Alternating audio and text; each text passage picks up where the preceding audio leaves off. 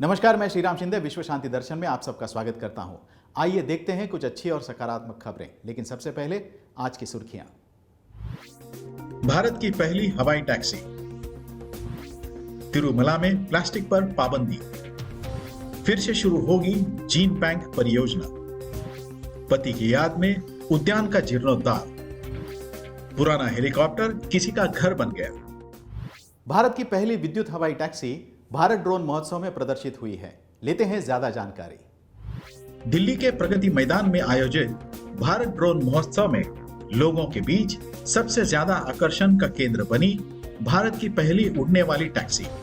इसे भविष्य की सवारी के रूप में देखा जा रहा है। उत्तर प्रदेश के मुरादाबाद की रहने वाली श्रेया रस्तोगी ने 2018 में अमेरिका के कैलिफोर्निया विश्वविद्यालय से एरोस्पेस इंजीनियरिंग की पढ़ाई पूरी की। उन्होंने नासा के लिए नया स्पेस सूट मटेरियल बनाने के लिए काम किया। इसके बाद वो भारत की पहली उड़ने वाली टैक्सी विकसित करने वाली टीम का हिस्सा बनी।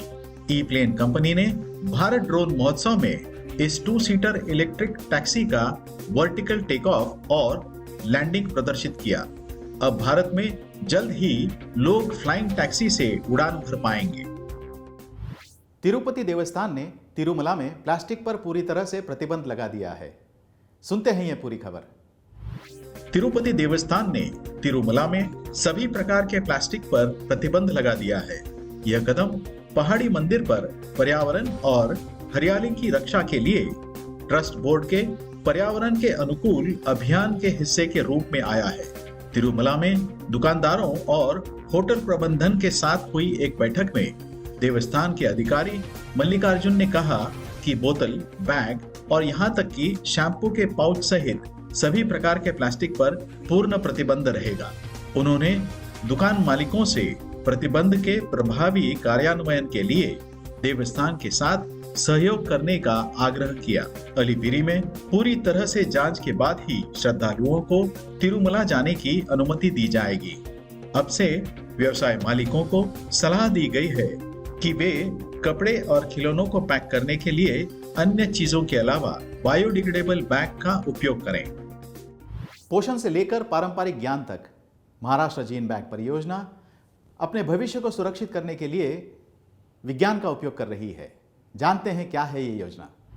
महाराष्ट्र में देश की अपनी तरह की पहली जीन बैंक परियोजना अब पूरे राज्य में लागू की जाएगी। इसे हाल ही में राज्य मंत्रिमंडल की मंजूरी मिली है।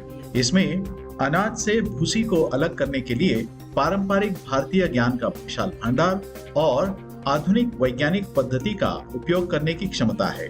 यह योजना जलवायु परिवर्तन और परिवर्तनशील के बेहतर अनुकूलन के लिए फसल की किस्मों और पशुधन नस्लों को खोज तथा पेश कर सकती है। यह परियोजना जैव विविधता को बचाने के लिए विज्ञान की सभी धाराओं को शामिल करती है।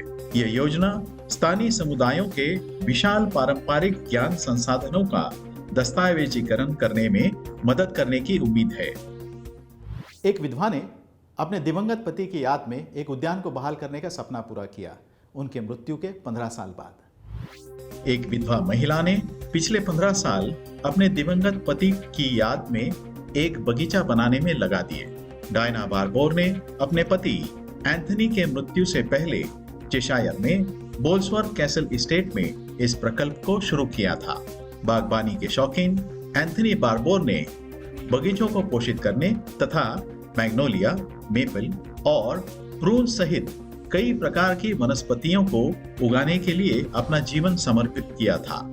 यह उद्यान जो उत्तरी वेल्स के दृश्य पेश करता है, अगले वसंत ऋतु में जनता के लिए खोला जाएगा।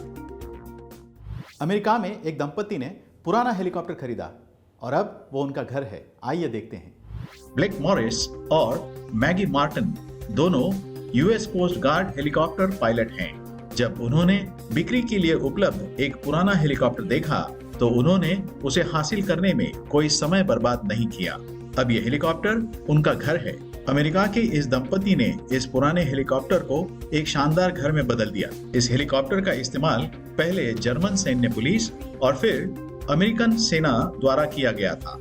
मॉरिस ने मैगी से इसके बारे में पूछा और सौभाग्य से वो तैयार हो गई। इन दोनों का ये घर अपने इलाके में लोगों के लिए एक आकर्षण बन गया है।